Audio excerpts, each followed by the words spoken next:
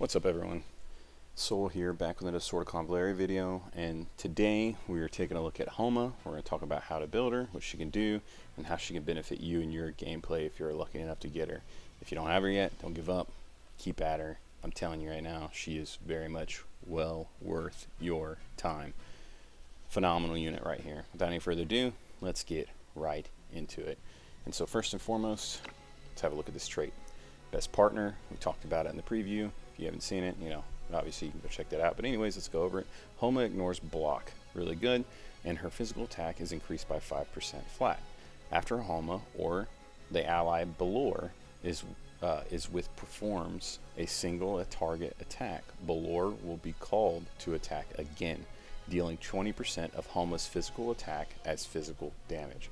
And so what ally Balor is with is because she has ability, she can send Balor with them. So yeah, that's where that comes from, that verbiage. And so yeah, really good ability, that trait.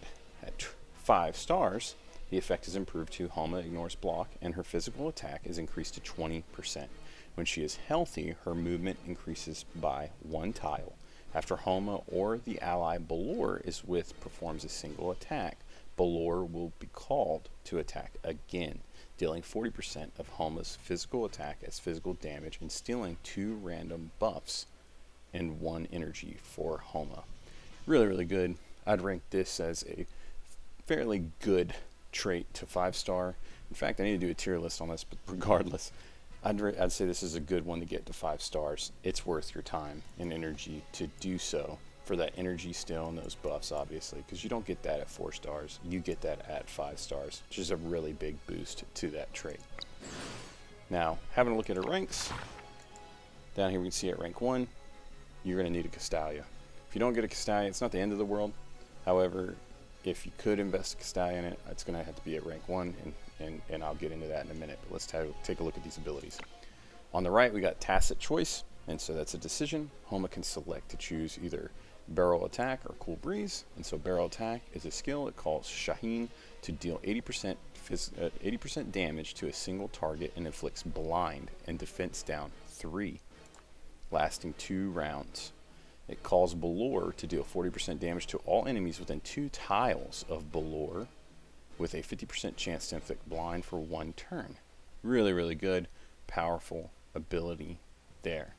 And so the other one is Cool Breeze. This is a skill, calls Goalie to heal the target for 70% of the caster's physical attack, dispelling no healing received. Before healing, calls Balor to heal all allies within 2 tiles of Balor for 40% physical attack, and then dispels 2 buffs. And so what it means on there when it says calls Balor, it's talking about whoever has that buff from Balor. Balor will do the same ability in that immediate area where Balor is. Really good. So, on the left, you've got hovering support. And so this is a support ability, and it's instant, and HOMA makes Balor stay on the target, granting them move up 2, jump, and both gain attack up 2. During this time, when Balor is called to attack or heal, the corresponding skill effect is increased by 1.5 times, lasting for 2 turns. For me, this is the better of the 2 abilities, because the Tacit Choice benefits from having hovering support. So I think this is you should pick first and foremost, and then if you have the Castalia, go back and get Tacit Choice. However, I urge you to get Tacit Choice. Now at rank 3, you have 2 options. You got Shield Break Enhanced. It's a passive. It increases your attack by 30% and ignores 40% of the target's defense when attacking enemies with a shield. And then on the right, you have Harmony. This is a passive. At the end of the turn, if the basic attack or skill was used, it heals all allies within 2 tiles of the character for 20% physical attack and dispels 1 debuff. This is where I suggest you get it rank 3. Really good ability there with Harmony. Rank 5, you've got Fleeing Hair on the right. This is a reaction. When hit by an active attack, damage taken is decreased by 8%. After being attacked, the character gains move 2 for 2 turns. We've seen this on other characters. Not a bad ability at all. However, I'd suggest you to take Evasive Mirage on the left.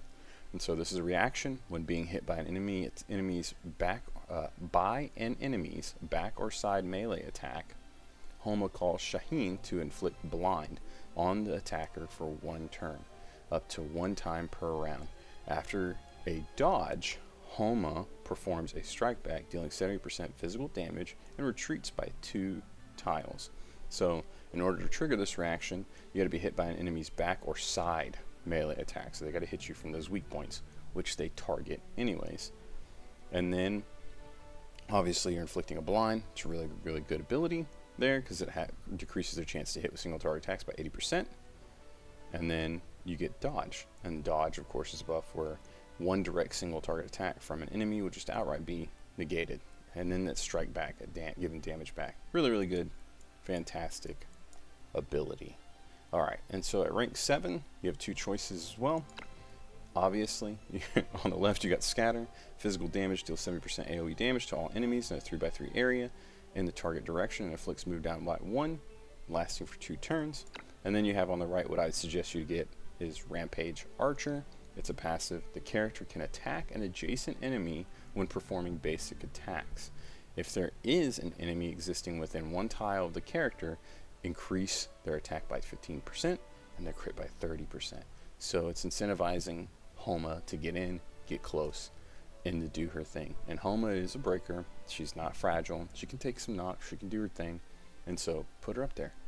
Let her do that. Let her get in the fray. That's how I like to use her. I want to get advantage of all of those things, and so I like to put her in there in the fray. And I suggest you get this Rampage Archer. Rank 9. On the right, you have Ice Attack. Basic attack. It deals 100% physical damage and inflicts move down 1 on healthy targets, lasting for 1 turn. Not the best, in my opinion, as far as basic attacks go.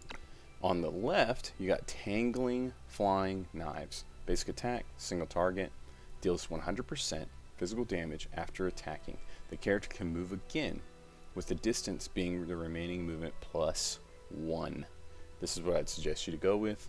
It's a really powerful ability for you to be able to position and do it well, and I think it fits really well with what you want her to do in the team. Rank 11 is Heat Piercing on the left, physical damage, single target attack, it deals 150% damage. When the target is injured, it deals an additional 20%, and when the target is dying, it deals an additional 40% damage. Strong, hard attack. And then what I'd suggest you to get, which is essentially her ultimate, or best ability, arguably, is Hashalarum Carnival. And so that's a support ability where HOMA grants disturbance to the target and to the ally below is assisting.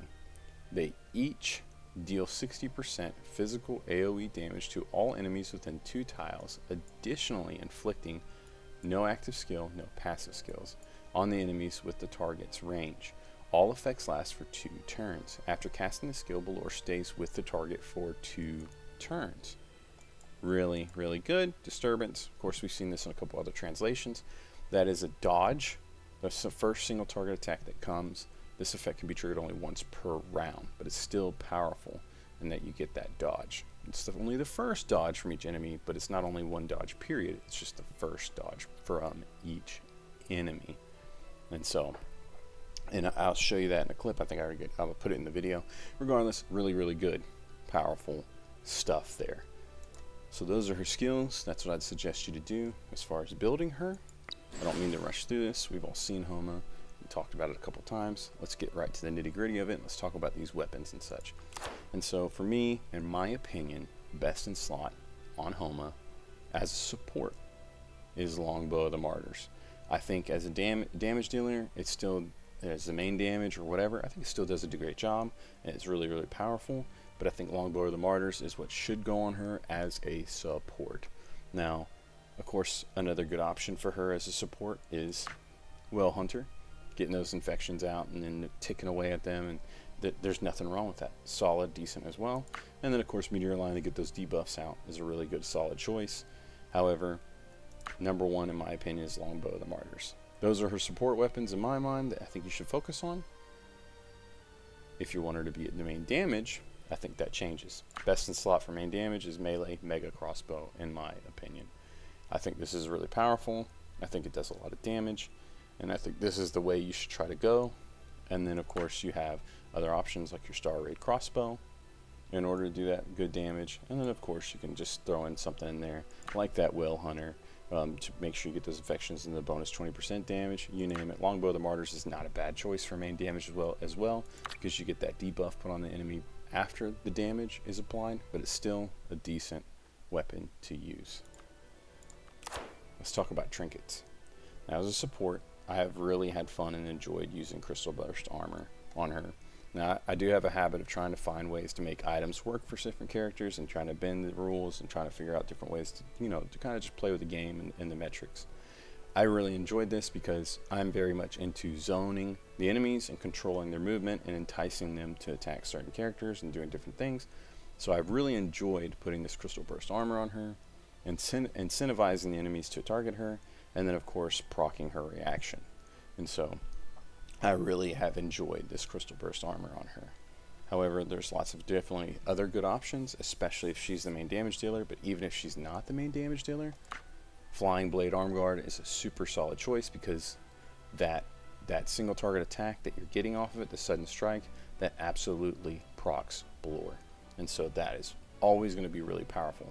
Not everybody has a ton of these or even multiples of these, and so if you're putting her as a support with August and then August is running that Flying Blade Arm Guard, obviously you're not going to be able to do that, and that's, let's be honest, there's probably a ton of us that are in that situation. And so for me, that Strike Back armor, that Crystal Burst armor, I call it Strike Back armor, is a great choice to go on her. Of course, you have other solid options. There's nothing wrong with the Evergreen Pendant. There are lots of heals going around and things like that, and so you're getting those level 2 buffs out of it, and it's really solid. And of course, Disaster Bottle if you want to throw out those debuffs. But I think the next best in-slot item for her as a support, also is very rare, is Old Scrolls of August. I think this is fantastic because you have hard buffs that you can apply on your team to help out. Past her abilities, she just does her job and does it better as a support with this item. And then of course, positioning wise, a really important item is that Space-Time Ring. And then the very last one I'm going to mention as an option to put on her as a support or in general, honestly, is Fancy Hat. This item is really powerful in that it stops you from being disrupted, and that's what you don't want that to happen to her, because you need her to cast those abilities in order to make sure that your team's properly supported. And by having the immunity to disrupt, it will never interrupt what she's doing. Now, Resonance. Now, the Resonance I have on her is Sword and Wand. And so what this does is before actively attacking, for each one tile traversed, you increase your attack and defense by 4% up to 12%. It's just a hard buff to her damage. Another good, decent Resonance to put on her is, let's have a look at them right here. If you're interested in it, there's nothing wrong with it. I would suggest the next one, of course, being like Lifesteal. I think that's a really good choice on her. She's doing lots of healing, and she's getting in the front line taking damage, so that Lifesteal does a lot for you. Of course, that's Sword and Chalice, or Cup, and so that's going to do 5% more damage, and then of course you're getting some Lifesteal, but I think the second best thing to put on her is actually Wand and Cup, and that's going to give you that 50% chance of getting the Engraving Resonance, which is going to refund you that cooldown. And especially if you're using her main ability, that main ability has a 4-turn cooldown at a 3 energy cost. So that's a very solid choice for her as well. Now, let's talk about Terra Whispers. For me, and I've been testing them and trying out a bunch of different ones and trying different things, I really like Hierophant's Law on her. I really like it because you're decreasing the AoE damage. To me, that's not the biggest deal at all. You really need that hidden effect in order for Hierophant's Law to really do a lot for her, in my opinion. And that is when initiating single target attack, damage dealt is increased by 20%. It's really good. And then initiating a single target healing, the healing amount is increased by 20%. I really enjoyed this. Of course, that Cooling Breeze, where are we at right here? Tacit Choice, Cool Breeze right here. Really good. Single target heal, can't beat it. It increases it and buffs it, and then you're also increasing and buffing her damage anytime you're throwing those single target attacks out. Back to Tacit Choice, you get that barrel attack, single target, you're buffing that. Just Hierophant's Law is really solid for that reason. Now, you have other options, of course, like you could run Course of Fortune on her, get those random buffs, and let her just do her job a little bit easier as far as, healing and then doing AoE damage and all that, but to me that doesn't seem like a huge deal. And then those AoE attacks from the Course of Fortune, I haven't seen it proc Balor's attack. In fact, I don't think it does period dot. I haven't seen it. I'm pretty sure it doesn't. And so the next best thing for me is if she's your main damage dealer especially, you're probably going to want to put on Verdict of Justice, and then of course the Temptation of the Devil is always a very solid choice. However, I would also recommend the Guidance of the World if you're running her Carnival. This is a really powerful one because you're going to be able to run that Carnival even more often. If she's a support for August and you want to use that Carnival, or even if she's not a support for August and you want to run that Carnival, you're going to have to take down turns, so it's not the best idea for your main damage dealer. But if it's a support, you don't mind her having a down turn every once in a while, and you're reducing that cooldown, you're getting more energy back, and so this is a really beneficial one too. With that said, that's my opinion on Homa. That's what I think she can do for your team as a guide. That's what I think you can do to build her, and that's how you can utilize her. Let me know what you think. I don't know that a lot of people are really interested in running Crystal Burst armor on her. I've enjoyed it. I'd urge you to try it. Once again, though, my playstyle is all about zone and control, especially at that high level content and things like that. I've really enjoyed that though, and I really want somebody to help peel for August, where he's not just soaking up a ton of damage. And even Coco, when she comes in and she's tanking for him, so I think it's really fun, good option. However, a lot of people who have the Cocos and so on and so forth, or run a hard solid tank, aren't really worried about all that. Anyways, for me, I enjoyed it. I thought it was good. Let me know what you think down in the comments. Let's talk about it. With that said, that's all I got. I hope you enjoy the guide. I appreciate you. And yeah, I'll see you later. Bye.